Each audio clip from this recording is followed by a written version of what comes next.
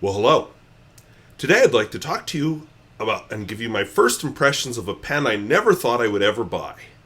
I saw it at a price and I'm just like, and I was weak. It is the Cross Wanderlust Antelope Canyon fountain pen. So let's take a look at it. Ever since I started doing this whole pen review thing, I have had a certain viewer who every so often writes a comment, when are you going to review a Cross pen? And I don't know, someday, I promise, maybe. And I've never really been that excited about Cross. But I finally found one at a good price, because honestly, I'm not that excited about Cross, that looked cool, so I thought, what the heck? Now, I did once own a Cross Century. I bought it back when I had a job back in high school or college, I think. And I've since given it away, but this arrives in a nice, has a sleeve, has a pull-off thingamawatsit. This is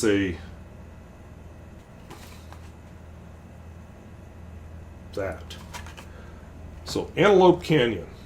So we'll remove the plastic sheath. Don't know what it does, but there it goes. The pen itself arrives in a coffin with, oh, there is actually junk underneath. Okay. Was not expecting there to be anything there.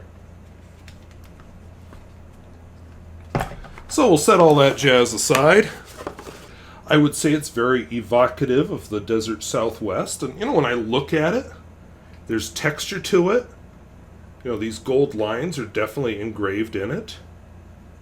So, for what I paid for it, which I think it's used, it actually is a very nice looking pen. Can I call it sexy? I actually think it's kind of sexy. So slip cap.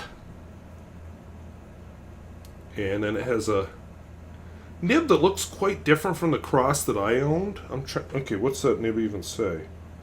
Oh, Cross. Okay. So, not a gold nib, it's a steel nib. I don't even know if Cross makes gold nibs. I'm not very familiar with the Cross line. Like I said, this is just one I saw that, that's really cheap. This section is striated, which we'll just have to see if I like that or not. But, it's a thing. Open it up. So it did not come with a converter, but weirdly enough, thanks to another project I'm engaged in, I have a couple of Cross converters. So let's snork this one in there. Snork. There we go. So let's see how it writes. So if I'm going to use a Cross pen. They were recently bought up by Schaefer, which surprised me. Or they bought Schaefer. Maybe that was it. I think Cross bought Schaefer. Anyway, whichever. I'm not going to use any Schaefer ink or Cross ink because I guess I do own one bottle of Schaefer, but I don't own any Cross ink. Yes, they do make fountain pen ink. I've just never used it. I'm going to use my standby Parker Quink washable blue.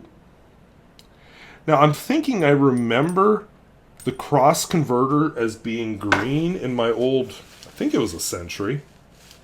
It was silver anyway. And wrote very fine. This one is clearly not green.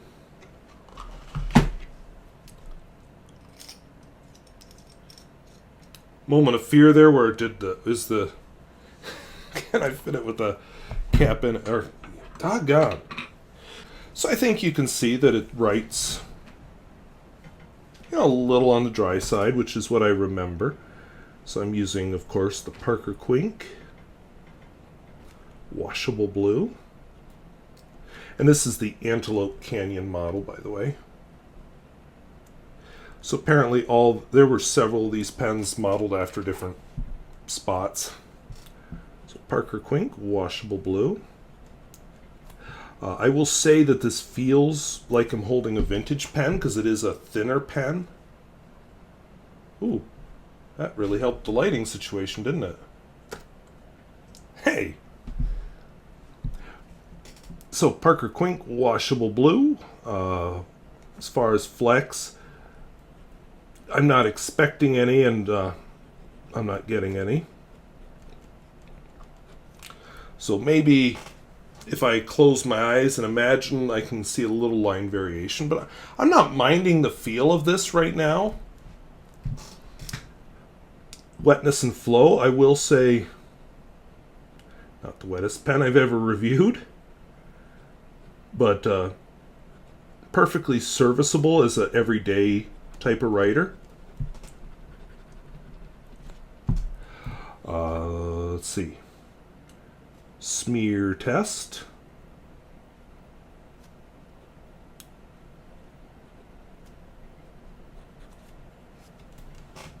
Like I said, not the wettest pen.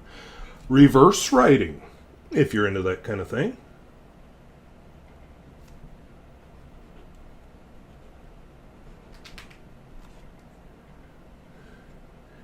Feels a little scratchy, but definitely an extra fine. And finally, the world famous Pierre Gustafson test.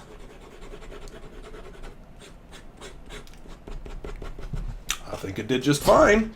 And I think I saw some line variation with that test, so all in all, pretty pleasing. So, you know, used pen again, but I think it outperformed what I expected. So I honestly never thought I would like a Cross pen. I had one many, many years ago. It never did anything for me. It was a Cross Century. I just never enjoyed writing with it. I liked my Parker better, my Parker Vector. But I will say I really enjoyed this Cross Wanderlust. This went with me on my Great Northeast tour when I took my class in Fargo and then traveled and hiked a bunch. This is the main pen I was writing with every night in my motel until it ran out of ink. And then I lowered myself to the other pens. But it turns out, you know, it's a slim pen. But it works. And the design is, it's subtle. And I looked at some pictures of Antelope Canyon, so yeah, I guess. But I just really enjoyed writing with it. I never expected to say that about a Cross pen. So, and I noticed you don't see too many Cross pens being reviewed on YouTube. And if they're like this, why not? So I'm kind of curious to try some of their other pens now. So we'll see. You may be seeing some modern Cross pens showing up on this channel. But anyway, as far as the pocket test, oops. Okay. This really, I'm not blaming the pen for this. I'm blaming the fact that I'm doing this in a t-shirt. The clip is a little tight. I will concede that, but you know, I took my class wearing an actual shirt, not a t-shirt, and had no problem putting it on in my pocket. He says, as he struggles to get it in over his t-shirt. Holy buckets. All right. Okay. So, maybe I should wear a shirt to do these things. But anyway, I was just really impressed with the Cross Wanderlust. This was my favorite of their finishes, but I think they all have their perks. I don't see myself buying another one just of the same pen just to get a different finish. But I will say that the medium was adequate.